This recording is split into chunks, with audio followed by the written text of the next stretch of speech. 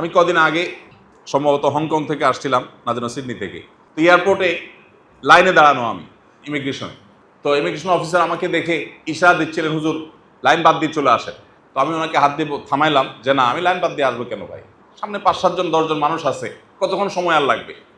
আর আমি যতই তাড়াহুড়া করে যাই, বেল্টে লাগেজ তো আগে চলে আসবে না, সো আমার এত তাড়াহুড়ার কি আছে।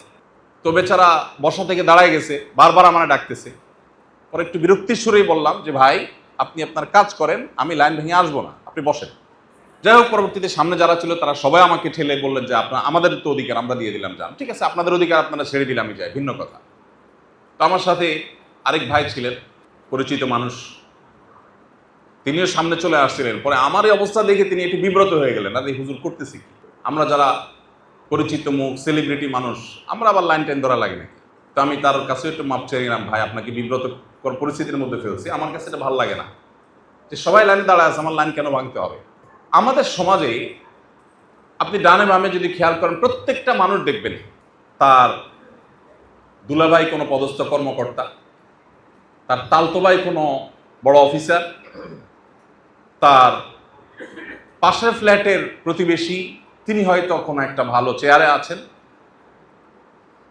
এই জন্য তিনি বিভিন্ন সুযোগ সুবিধা এক্সপেক্ট করেন। এই সুযোগ সুবিধা নেওয়া বেশিরভাগ ক্ষেত্রেই জুলুমের মধ্যে পড়ে, অন্যের অধিকার নষ্ট করার মধ্যে পড়ে।